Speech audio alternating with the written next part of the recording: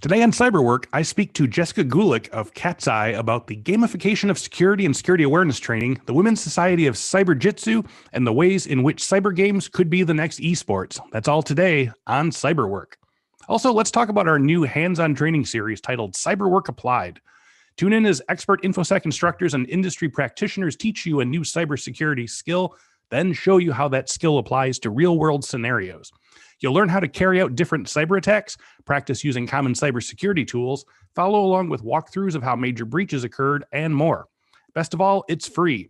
Go to infosecinstitute.com/learn or check out the link in the description and get started with hands-on training in a fun environment. It's a new way to learn crucial cybersecurity skills and keep the skills you have relevant. That's infosecinstitute.com/learn. And now, on with the show.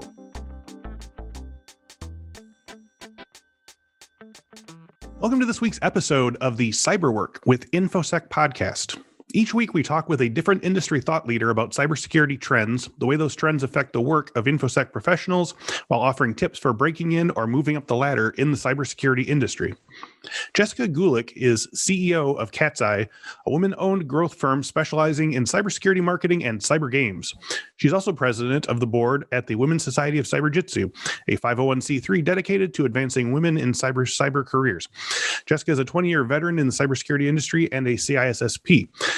So with the recent announcement that Infosec has partnered with ChooseCo to create a Choose Your Own Adventures branded security awareness training program, very exciting. We're aiming to speak with some guests about the concept of gamification in security and security awareness training, with Jessica's involvement in the Wicked6 Cyber Games tournament in Las Vegas and the Cyber Carnival of Games for Cybersecurity Awareness Month. Jessica certainly knows how to move beyond the superficial trappings of what we think of as gamification into creating programs that engage in the way that only brain-stretching games can. So let's get into it. Jessica, welcome to Cyberwork. Thank you. I'm very honored to be here. I appreciate that.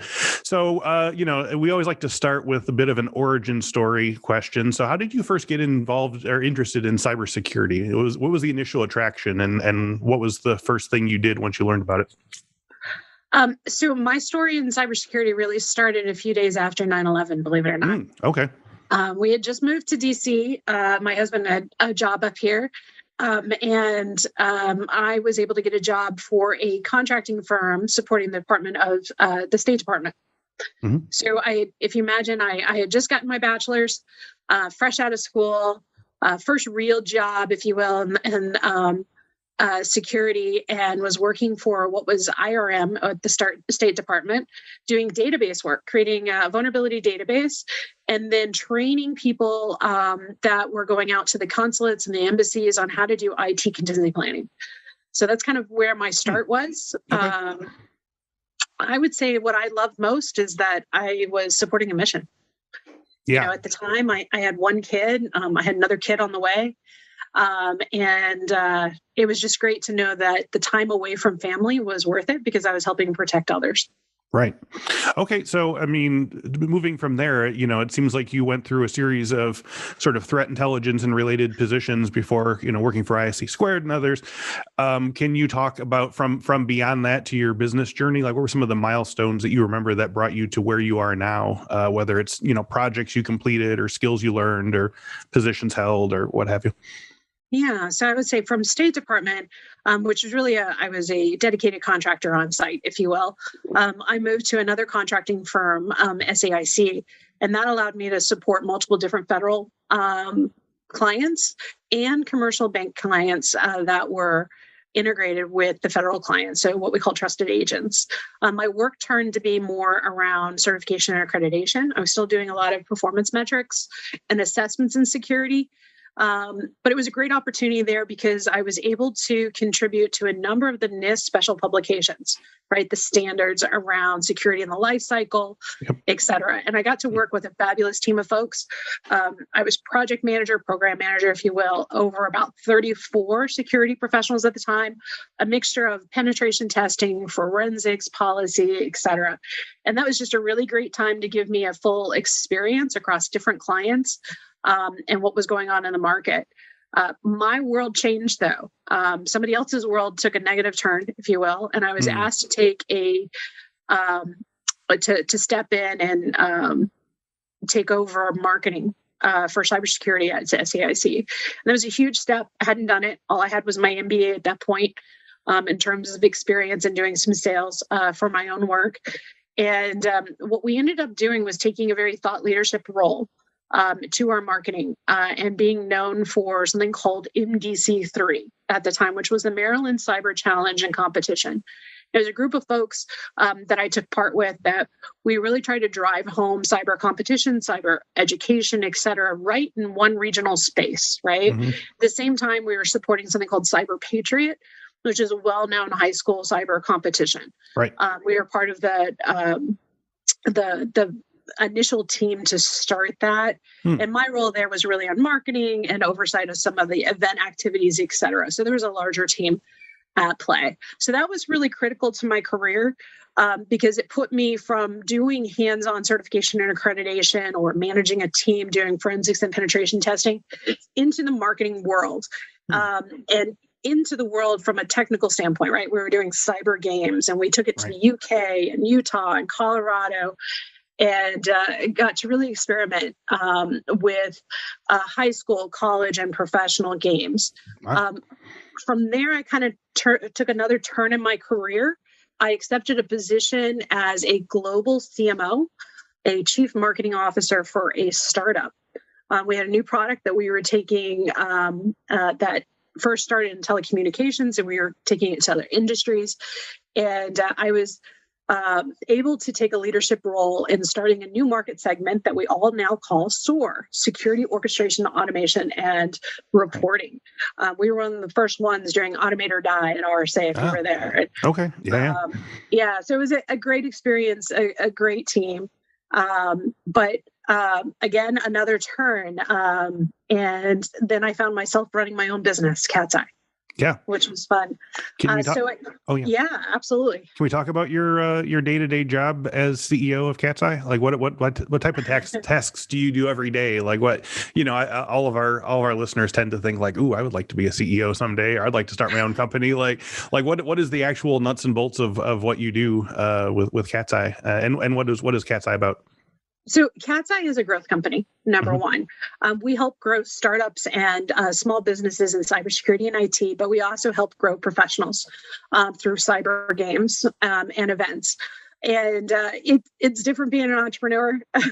Yeah. It changed my life. It changed the way I look at things. When all the responsibility is on your shoulder, it can be life-changing. But I love it. I do. So the hours aren't your typical hours. They're not 9 to 5. It's kind of constant.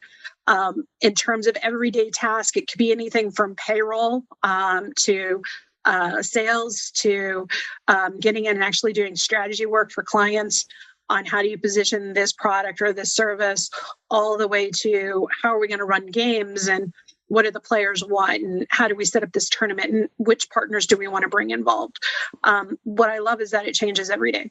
And the cool part is being your own CEO, if you will, having your own company, you get to decide who you work with. And I love working with passionate people about cybersecurity. And so that's probably the best part. Nice. What types of work problems keep you up at 3 a.m. or wake you up in the middle of the night at 3 a.m.? Like what are the the stressors or the things that that so it's different, right? Because I remember the days working in cybersecurity, what was waking me up was there's a pen test going on at night, out in California. What are they going to break? What's going to happen? Yeah. And I was constantly on call for things like that whenever it had to be escalated. But now it's really about trying to work out problems in your head, right? Because you're in meetings all day long. So really the only time your brain shuts down and can really think through things is at night. So let's see, last night I was thinking through, we had this big launch for the company called playcyber.com. And we're trying to figure out, how we're going to come up with some amazing games throughout the year. And it's funny. One of the challenges I think the market has and what I'm kind of grappling right now in terms of workforce is there's a lot of discussion around pipeline, Chris. And everybody knows it's important to try to push more people into cybersecurity jobs. Sure. But one of the things not being as explored as much, I would say, is the fact that there's burnout. Right. Okay. Yes. In our community, our workforce, cybersecurity, there's a huge amount of burnout. And what we have is these brilliant cybersecurity people that go through college, they get their careers, and they're excited and they're passionate about cybersecurity, right? And then they get locked into a position either at a SOC or working for a company, Yep. and all of a sudden boredom of mundane tasks and am I really helping anybody?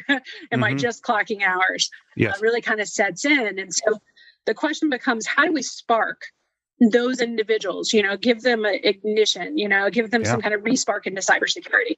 And I know that there's the answer with cyber games, but I don't know how to get it so that corporations can really appreciate the value of cyber games. So that's something I'm constantly thinking through. And last night I was up at 3 a.m., really kind of thinking through, specifically what can I do to help contribute to that problem? Or contribute to the problem, help solve that problem. Help solve the problem, yeah. So to that end, when I was thinking, as soon as you said burnout, my first thought was the opposite, and apparently I was wrong. But thinking in terms of people burning out, you hear the stories about how information and cybersecurity moves so quickly that within 6 months, half of what is obsolete, and you're having to constantly learn new things. But there's a give and take between that, as you say, and you're just doing the same repetitive tasks every day. You're reading the log files, you're doing this, you're doing basic pen tests or whatever. Are those two things in tandem, or would people actually prefer having to learn sort of all these new sort of updates to security and technology? Well, I think they feel like they have to learn, but they don't have a way to learn. Okay. Does that make sense? Yeah. I mean, if you look at certifications right now on the market, you're really dropping 5, 10, 15K. Yeah. If you're lucky, your company's paying for it, right? But even if they're paying for it, it's going to take you weeks, months to study. And sometimes you need that, and that's important, but sometimes you just need to learn from others and have quick tactics and such. Yes. So I think that's where we can really start to unravel. And it's funny, one of the statistics that, as you know, and I'm very much dedicated and passionate about women in cybersecurity. Yes.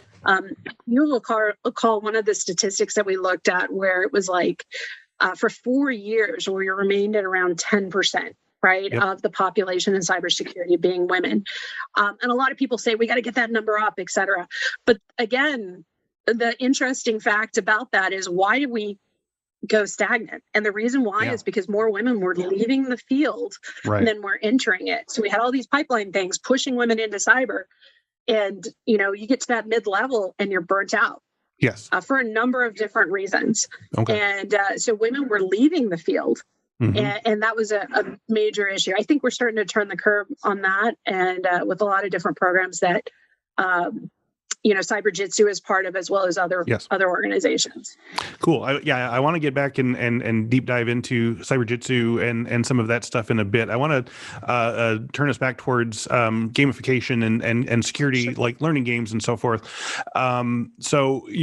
I think we all know gamification is one of those terms like AI and machine learning that can signify something really exciting, or can just as easily be a meaningless buzzword uttered to appear at the top of trends. So it's something that, if applied well, can make ideas stick in practical ways. So can you tell me about your relationship to gamification as a way of making security ideas stick? What are your guiding principles in using gamified study and training? I think one of the important principles to realize is that cybersecurity is not just a buzzword, right? Mm-hmm. As you might recall, 10, 15 years ago, it was IT security and cybersecurity were interchangeable. Right. Totally. I don't actually believe that. Yeah. I believe cybersecurity is different. It's fundamentally different. We have good guys and we have bad guys. We have bad actors. We have defenders. Right. And the beauty of that is that means that cybersecurity is a trade craft. Right? It's an art form, and it's very much like a sport. And so one of the guiding principles that I have when it comes to gamification is cybersecurity is a sport. It requires hands-on practice. We're talking about interactive learning with others as a team or an individual. And one of the cool parts is that competition, we have found, builds the best. Through games, through interactions, by whether it's planting flags or going red team versus blue team or solving puzzles. What you're doing is you're using competition to build the best, both the best in individuals, in tactics, in community, and in teams. And it's very rare. If you look at something like accounting or human resource or, plumbing, right? Yeah. Cybersecurity is fundamentally different because of these principles, right? We can use competition not just to better ourselves, but hey, to also score ourselves and to differentiate ourselves for jobs. And it has a really exciting piece of it. Now, how is that different than gamification, right? Because that's gamification, like you said, is a big term. It's like saying AI. It's how you apply it. Right. What I would say is that it's, when you look at gamifications for losing weight or for stop smoking or something like that, right? Yeah. It's all about points and making it fun and all that great stuff. Yep. The thing about cybersecurity is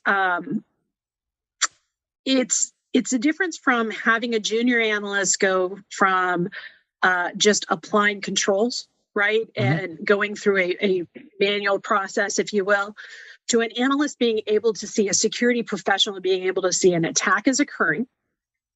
Here's what the attacker is doing and what their motives are. Here's what my strategy is to defend against it. So now I have a strategist, right? You don't teach that in school. And that's part of the problem if you're trying to break into the cybersecurity market. Yes. And you're coming out with a college degree in cybersecurity. We all kind of know it takes about 5 to 7 years to really get acclimated in the space and know your stuff, because it's so much of just living the life, right? On the job training. There's studies out there, Chris, that show that through games and competitions and tournaments in cybersecurity, through doing CTFs, capture the flags, we can actually decrease that time to value for that professional to 2 to 3 years, if not less than that, if they start, let's say, in high school. And the reason is because you're experiencing it, right? You're not just experiencing it, but you're also doing it with others. So think about our kids nowadays, right? What are they doing? They're playing games, but they're also watching other people play games. Yes. Right. So they're learning that way. And in fact, I think it was 2 or 3 years ago now, the National High School Association recognized esports as an athletic program. And that opened up scholarships, et cetera. So I would contend that cybersecurity CTFs and the future of gaming and cybersecurity is going to go towards esports, because that's, why not? Let's have some scholarships there. Let's teach kids how to work together as a team. Because it's interesting, going back to my days when I had security professionals reporting to me as part of a security program, one of the tactics that from an HR recruiting standpoint that we would utilize is we would recruit in groups of 2 or 3. And the reason is because real cybersecurity is teamwork, right? It takes a team dynamic, it takes communication, it creates and trust. And it's very rare that you have a sole pen tester, right? Usually have a team of 3 or 4 pen testers, depending on the size of the network, go out, and they all bring different skills. And what they do is they, best athlete approach, depending on what the tactic there is. And that allows them to take advantage of every slight modification or opportunity they have, because they only get one opportunity before the system resets, right? And they lose that. That opportunity to attack and find the vulnerability. So my point is that if we can teach games, cybersecurity games to high school, college, and professionals, we can help with that teamwork dynamic and really bring strategy into games, which is way more than points or emojis or, little fun little things.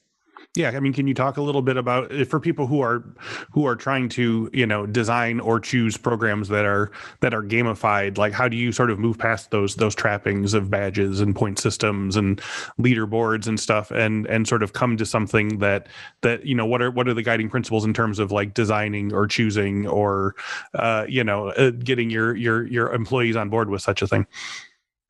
I think it has to do with one of the things is understand how you're So there's really, in cybersecurity, there's kind of, the way I look at it is there's really like two kinds of games. You have security awareness, which is really about teaching security principles to non-security people, right?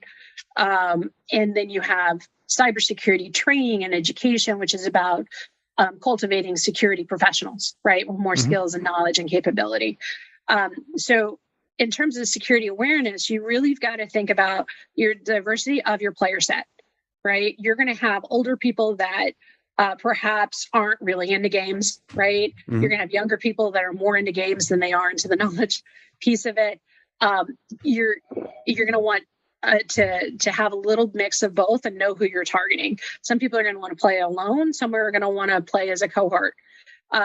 But you kind of need to understand that dynamic and make it very simple, right? Very engaging and relevant to them in terms that are very sticky. So it's applying marketing principles, which is nice. Now, on the other hand, when you go into security professionals training and education, I really think that understanding who, again, your target is for the player, what you're trying to accomplish, but also working, there's a lot of wonderful people out there doing some really cool programs. Take NIST, which is really dedicated to cybersecurity workforce, right? You can look at their workforce framework. If you're a game and out there, or you're gamifying training in cybersecurity, if you're not mapping to them, then you're not really doing cybersecurity education. Education and training really needs to align with the workforce framework so that we can all understand what skills you're trying to teach, right? Which is one critical piece. And then the other critical piece is having that output back to the user, the player, so they know what is it that they just learned and how does this apply to, me as an individual, my resume, my ability to sell myself to a company, and my ability to contribute as a better security professional. So I said that's kind of pieces of it. I think the other thing to keep in mind is these things are hard. When you look at esports and games, whether you're playing Battle Royale or any of those out in the market, they have huge development teams that are constantly building environments that are engaging, and they're freshening it up. They're keeping it as fresh as they can on a daily basis. And it's huge and it's hard because people are demanding, right? They want instant gratification, and they want it to change, and they want it to be cool. Right. I wouldn't let that stop you, but just keep that in mind when you're trying to come up with your development style and approach. Yeah. Okay. So to sort of move it in a different direction, obviously cybersecurity serious business, and many organizations take that to heart when it comes to employee training. But that might make things hard for a security or training manager to quote unquote sell a gamified learning environment to leadership or decision makers, who might see it as maybe like frivolous or something like that in this circumstance. How would you make the case for gamified learning over more traditional training experiences? Or a combination of the two? I think it goes back to something I said earlier, and that is the experience piece of it. It goes back to that major principle that says cybersecurity is different, right? And the hands-on piece is really where we need to get to. It's not enough to sit in a classroom doing a boot camp where somebody is just teaching you, right? Yes. You've got to be able to apply it. Yep. Now, that applying is difficult. Right. This is why so many security professionals I know, they have a network set up in their house, right, that they can break apart and do stuff on. Oh, yeah. And that's a typical kind of thing. Well, here's the thing. You've got, work 8 to 10 hours a day. Then you've got family, and you've got other things that are work-life balance, if you will. It's very difficult. Now layer on top of that, it's not like the olden days. If you start trying your hacking skills on the internet, you're going to get in trouble. Yes. There's no safe place for you to play. Yes. Right. And you can say, okay, there's cloud environments, et cetera. Okay, but I need a little bit more structure than that. Right. Yeah, totally. So if employers really want to have the strength that they need to provide game environments and CTFs for their security professionals. Here's another little tidbit that I personally learned, and I would share if any companies are out there listening and trying to say, is this really worth it or not? Yeah. I used to manage a team, like I said, right? And we had pen testers. And it was, we're a large government contracting firm. So a lot of times what will happen is somebody on your team will get a higher paying job somewhere else, right? Mm-hmm. And this individual on the team came up to me and said, I want to move to this other contract. It's going to put me on site with this client, and I get more money, right? And I'm like, in the long run, you won't. And they didn't believe me, and they left. And this is why we do third-party testing as well. What happens is when you have a security individual working with the same client day in and day out, all they see is that environment. They don't get to see live stuff. They don't get to see other environments. They don't get to see other threats or other approaches or anything. And you get almost this think tank mentality, which actually dulls your skills, your awareness. And it's very hard to stay abreast of what's happening in our very dynamic space. Right. Which is why they like third-party pen testers, right? You can have these very sharp, brilliant pen testers or adversary emulation experts that now go from environment to environment to environment. They're seeing everything, and they're doing things constantly to sharpen their skills and their awareness. That cultivates a different individual that gets higher pay, is more engaged, and has more value to a company. So I would say, okay, so either outsource cybersecurity or provide your security professionals a way where they can sharpen their skills in a safe environment that allows them to hack. And that was a big thing, Chris. If you don't mind, we had a report. Sure. We did a report where we interviewed like 27 experts in the field a couple of years ago. And this was all about cybersecurity games. And we interviewed college teachers, professors. We interviewed CISOs. We interviewed recruiters, and we interviewed players. And we took a look and said, why aren't games really taking, evolving more? And there was a distinct problem that we had in the space. And that was when you look at high school and colleges, they want to teach IT security, right? They want to teach this is how you harden. These are just practical things. So when they graduate, that's all they know. The problem is when you go to the CISO and the recruit of the CISO wants, I want somebody who's broken something. I want them to understand the dynamics of an attack. What does it look like? How does things happen? And when I go back to the the high school teachers and the college professors, they're like, no, we don't teach hacking. Right. I don't know how many high schools in Maryland we talked to in the first years of MDC3, where the teacher's like, why are you asking our kids to learn to hack? And it comes down to they have to understand how to break things, right? How to take things apart, right? In order for them to really understand how to make it stronger. And so that was a major issue that we had. And then you had the recruiters that we talked to. And the problem with the recruiters were, just how do I know if Chris and you are on the same team and you guys get first place? How do I know which one did what? Are you really just as good as Chris? Are you less? Did he pull the weight?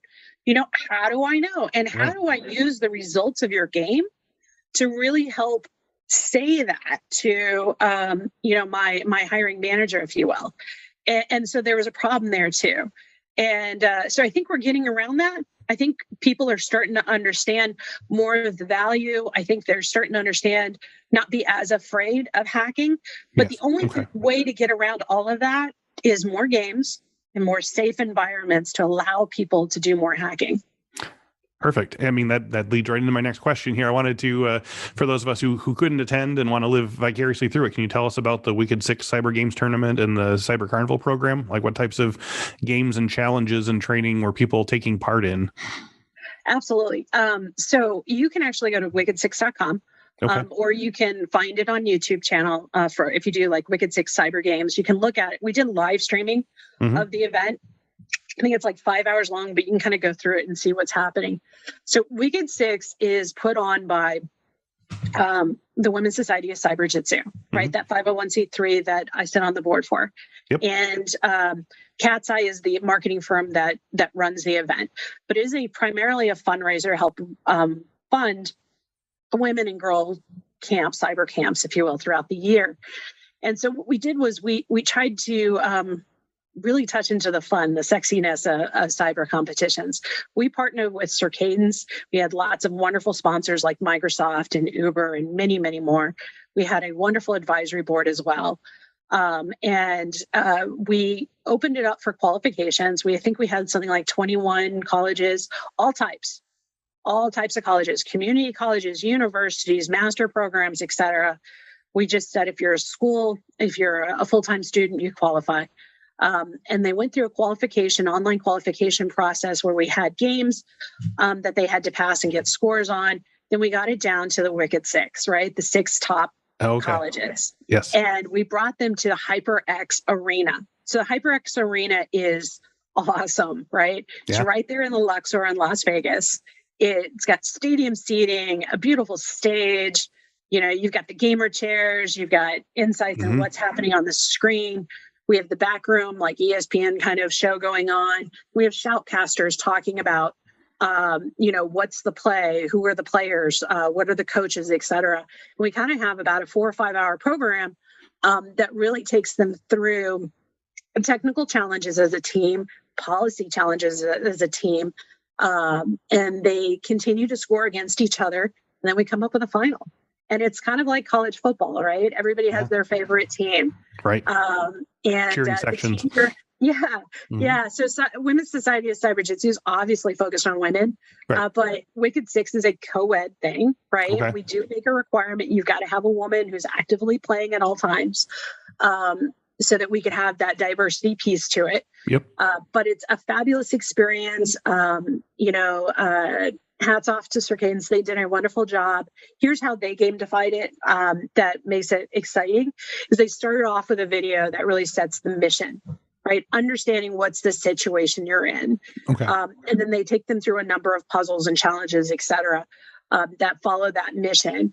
That is either you're securing a SCADA system or a financial system or whichever. You take them through real live attacks and they get to see what those things look like, and they get to then react to them, and they're scored based on that, and score goes up and down if they get hints or not, and it's timed. And what we tried to do differently in Wicked6 than, let's say, some of the bigger programs is that we made each game only an hour long. Okay. That really helps to keep it moving, if you will, right. Because some of these cyber competitions, I interviewed, I want to say like 30, 40 players. It's amazing. They will practice and prep for 3 to 4 months, meeting three or so times a week for some of these bigger CTFs. And the CTFs are 2 to 3 days long, right? They're almost like Hacker Fest, right? Yeah. And it's a very stressful, but we wanted something different, light and fun. So it was short games. Yep. So that's Wicked6. We'll be doing it again this August. Okay. So we're excited about that. And we'll probably be making more of an announcement and getting words out probably late February on that.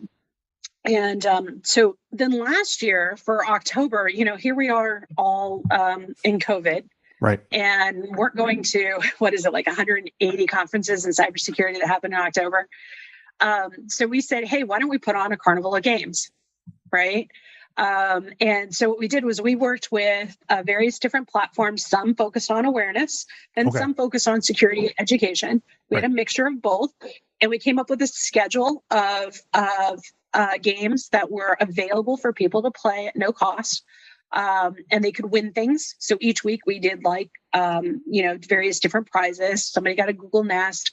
Somebody got a, $10 Domino's pizza. They were one of our sponsors, things like that. And they got challenge coins at the end of it. So that was kind of fun, right? And it was just supposed to be fun to really kind of open up people to games. And it was a mixture. We didn't realize, Chris, that this is a global phenomenon. Wow. We were thinking we did it. We'd focus on the US, no biggie. And we only marketed to the US, but somehow the world found out. And I would say a good 20% of our players were global. And the top 20%, the ones that won prizes. It was wonderful. The diversity that we saw, incredible. I would also say that The dedication we saw people put into some of this was wonderful as well. When you look at the numbers that came out, we had about 500 players total, and only 20% were high school or college. So some professionals were playing. So it was great. We tried to do all the games at night and weekends so it wouldn't interrupt work. That made it harder globally, believe it or not. Oh, yeah. So one of the feedback that we got is, try to do some day games too. Oh, there you go. So we'll be mixing it up this October. Okay. But it's exciting. Now, you mentioned a little bit about security awareness games within there and stuff. Do you have any tips? We've been talking a lot about sort of hacking games and sort of teaching, up and comers how to break things so that they can learn to secure things. Do you have any tips or advice for developing gamified security awareness campaigns? I think that they're becoming more. Well, the virtual games are kind of here. Because of work from home, right? Right. There's a lot of mixture of games. There's some really wonderful programs out there with Insight. They have, everybody loved playing that game. It was amazing. It was brand new in October. It's fun. It's very much like Pokemon. It's on your device, and it's very quick. And the beauty of that game was that even if you weren't a security professional, you could play the game and have fun. But the more you understood, the more fun it was. Does that make sense? Yeah. And the better you were at the game. But it really, the developers over there have done a wonderful job of really engaging players in a quick, fast pace. Some games last 7 minutes, some last 20. So I would definitely check them out. Living Security, I don't know if you guys have heard of them. They do escape rooms, and they have some amazing programs now virtually, both hosted and self. So I would check them out. They were wonderful. Living Security, I asked them to do it for my own team, my marketing team, to give us kind of exposure to it. And it was great to see the team work together, to look at the different things and understand the different policies applied. And it really does help. I think it helps make it real and relevant a lot better than just, hey, read this flyer, or here's the latest security policy, sign it, and you're done. Yeah, totally. And it helps them take it home. That's the beauty of security awareness, is that when companies invest in security awareness games and programs, they're sticky enough that not only are they doing it for their work stuff, but they're bringing it home. So when they work from home, their work environment, their home, is less prone to security issues, right? Yes. And that's really important. And they're teaching their kids, they're teaching their parents, they're teaching people that they're associated with. So there you go. I think that's a growing space. We'll see a lot more in the next coming years.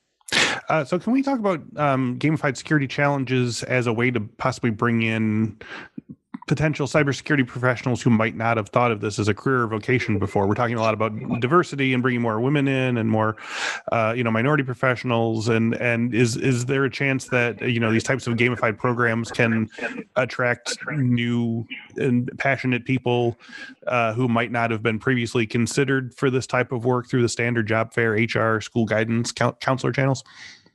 Oh, absolutely. Absolutely. Yeah. It's why I have such passion for this is, oh my gosh, you're going to make me cry. I'm not supposed to do that on podcasts. So MGC3, the very first year, was exhausted. And I sat down at this cocktail table, and this guy was watching the competition, and he grabbed the seat next to me and just kind of sat there. And he was just wowed, and he's a little teary-eyed, 40-some-year-old man sitting there. And I'm like, so how's it going? Because I'm from Texas. I'll talk to anybody. And he's like, I'm just in shock and amazed. You don't understand. I'm like, why? And he goes, you see that kid right there? That's my son. And my son, 6 months ago, he didn't know what to do with his life. Mm-hmm. I couldn't get him to do job applications. Here he is, a freaking senior, and he wasn't even interested in college. I didn't think he was going to go to college at all. Right. And all he would do was play his games. Right. And he was an introvert. He wasn't really into programs of like athletics or any of the after school programs. And I was really starting to worry about him. And then it got worse. He said he disappeared. He stopped coming home right after school, and he'd be with friends. And I was convinced he was doing drugs, that he was doing something bad. And then the other day he comes up to me and say, "Hey, Dad, can you take me to Baltimore? Because I've been practicing with this team over the last few weeks, Wow. and we qualified, and we're going to play this game." And now he's talking about colleges, and he's talking about career in cybersecurity. I had no idea, and it changed his life because the kids can actually see what it would be like. Right. Mm-hmm. It's not this weird philosophy, hoodie, programming, boring kind of thing. They get to be part of something that's bigger. Yes. And the cool part of that is the diversity piece, right? We use games at Cyberjutsu to really involve women. And the reason is because they are safe in some ways, culturally safe, right? They you can do them from your house, all virtual. You don't have to worry. You can go in person. And it's a game, so it's not taken as seriously, right? So you can mess up. Yeah. And it's okay to ask for help. And people want to help you because, the stronger the team is. Sure. So this helps tap into a lot of different diversity groups, and it helps get people hands-on exposure to what a career might look like, as well as help them learn a few things, and they get some confidence, right, in it. And they're like, hey, maybe I could do this for a living. And I think that's really important. I think it also helps. It's not as much pressure as a work environment, so you can kind of cultivate better relationships and learn how to team with different cultures, which is kind of nice. But I will say that our world has definitely changed in the last 10 years. Yeah. The barrier to entry on games is so low. You can get it on your phone. Right. You can do it from your computer. You can do it from home, from the coffee shop. Between technology and infrastructure, and the way that we're simplifying cybersecurity with visuals and such, it's just really opening up and tapping new areas and new pools of diverse folks. That's fantastic. And so I want to move from that to, we sort of put a pin in it before, but I want to talk about put front and center Women's Society of Cyberjutsu and your work with it. We had Mary Galloway on the show earlier as well, and had a lot of fun with her as well. But you said earlier in the program that 10% of the cybersecurity industry is made up of women, and part of that is just the sort of the burnout rate and people leaving. Can we sort of talk about that issue? Because I'm sure some of that is, like you said, the repetition of it, but some of it has to be a culture issue as well, right? There's a certain point where let's just put it on the table, like women might not feel that welcome in some of these sort of monocultured situations. So like what are some of the, I love hearing that, gamification is bringing new sort of voices to the table and encouraging collaborations and stuff like that. So what are your thoughts on this sort of the sort of burnout issues and the cultural fit issues and all of that aspect of things? We've come a long way. We have come a long way with diversifying the workforce in cybersecurity, but we still have a long way to go. Absolutely. Yeah. It is still very much a mafia, if you will, if it's not because it's very masculine, right? Which it totally is very masculine. But it's also, there's a lot of, if you look at the history of where cybersecurity jobs come from, right? A lot of people don't realize that for the most part, cybersecurity jobs really started around Klinger-Cohen. So that was regulation. It was 1996 was a CIO role. That wasn't that long ago. I mean, longer for us, but for people that've been in the community, it wasn't that long ago. So you had, you definitely had, in order for it to be created, you pulled from other workforce pipelines, right? You pulled from law enforcement, you pulled from IT, and believe it or not, from information management, so librarians and such. So you had really these three groups of people come together to create a cybersecurity workforce. And because of that, there was a lot of cultural issues. And it's difficult for women in cybersecurity because of that, because of it being very much the way it's grown up. People perceive that cybersecurity careers are really, you have to like do your time Do you know what I mean? Yeah. You've got to, you can't just jump into woodshedding or paying your dues or. Paying your dues, and that you have to have a certain number of certs, and you got to have years of experience, and you got to be able to talk the lingo and drop the names. Had this mentor and whatever. All that stuff. And it can be very overwhelming if you're not familiar, and you can recognize that and say, I'm just not going to play that game. I'm here. I have value, and it takes encouragement. There's a lot of also what happens is that because of all the lingo, if you will, and the technical certs, et cetera, and the way recruiters do their job requirements, a lot of women will look at a job and say, one, that's boring. Two, I'm not qualified. Right. And three, they're not going to teach me. They just expect me to know all this stuff when I get there. Yeah. And they're going to try and punish me if I don't know it. Right. Yeah, exactly. I'm going to look bad, or I can't spend that much time. It's going to take me a lot of time to catch up or get educated. And what we try to do within Cyberjutsu is break down those myths for women and say, one, you got us. We're your tribe, right? Yeah. So you can call on us. You can post. You can be part of Slack and get help and mentorship right there from women that have been in cybersecurity. We also have this issue of, and this is actually much better with COVID. I mean, I hate to say that, but there are some good things that have happened over the last year, right? This work from home aspect has been good in some ways. The education and distance learning stuff, not so good for women. In fact, this is actually hurting women quite a bit right now. And it's one of those issues that definitely keeps me up at night. But it has allowed people to recognize the fact that you can work from home and you can break away from the 8 to 5, right? You can do, work from 6 a.m. in the morning till 10, deal with the kids and other stuff, and then come back at 1 and work, and then deal from 3 to 5 family, and then 7, pick it back up. So people are getting more flexible. And as that happens, that's going to help with diversity as well. So there's that piece of it that we're dealing with. I think that the imposter thing is really relevant. It's also one of the things I have a blog on is about, not seeking perfection. Women are groomed from a very young age, unlike men, right? We're groomed to seek perfection, right? Make sure your eyes are on point, your head's up, your posture is good. Right. You do the right thing. There's perfection that women seek or girls seek. And it's some of the best dads in the world, they find themselves at fault because they're teaching their girls perfection. What are they teaching the boys? They're teaching the boys perseverance. You get, pushed down, get back up. You fail, get back up. Try again and try again. And so what we need to do is we need to kind of change that and teach our girls, you can continue to teach them perfection. There's nothing wrong with that, but also teach them get back up, because half the job is just persevering.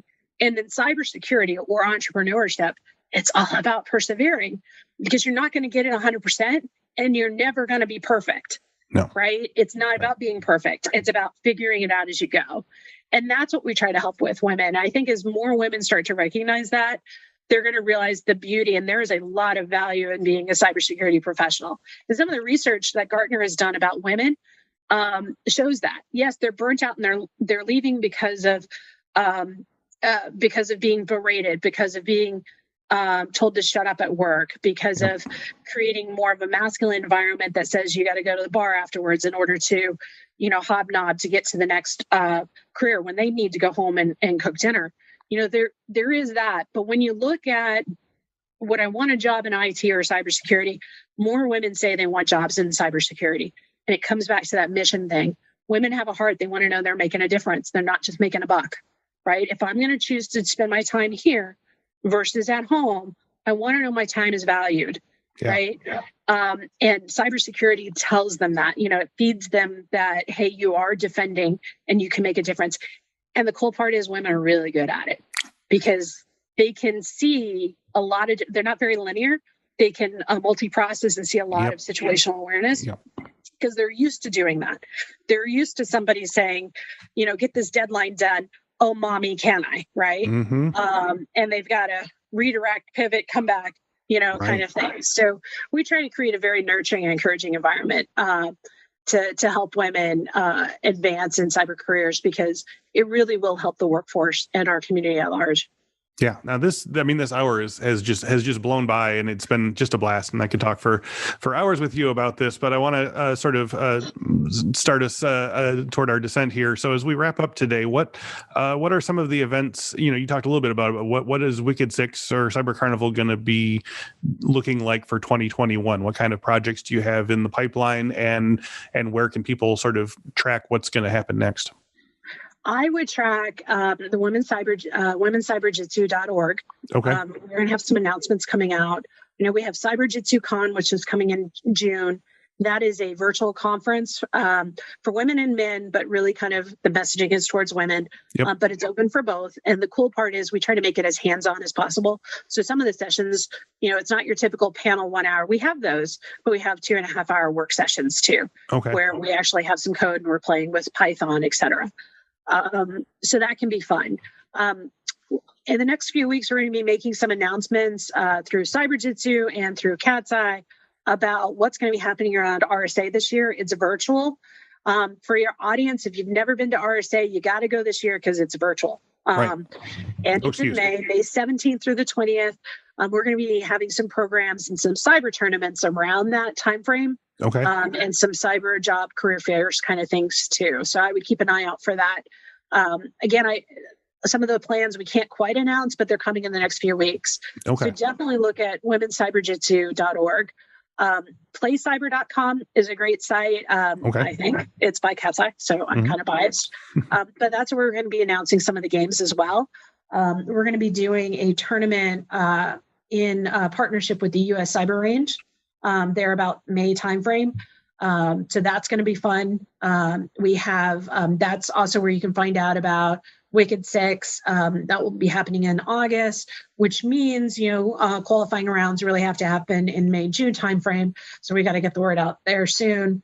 And then we have quite a few more games. I think it's like 4 or 5 games that we've got planned this year. Big tournaments as well as small little things that are fun to do. Awesome. Yeah. Cyber Carnival, October. I'm sorry, I forgot about that one. Oh, yeah. Okay. Jessica, well, thank you again for all of your time and insights today. This has been a blast. Thanks. Take care. And thank you all for listening and watching. New episodes of the Cyberwork podcast are available every Monday at 1 p.m. Central, both on video at our YouTube page and on audio wherever fine podcasts are downloaded. And don't forget to check out our hands-on training series called Cyberwork Applied. Tune in as expert Infosec instructors teach you a new cybersecurity skill and show you how that skill applies to real-world scenarios. Go to infosecinstitute.com/learn to stay up to date on all things cyberwork.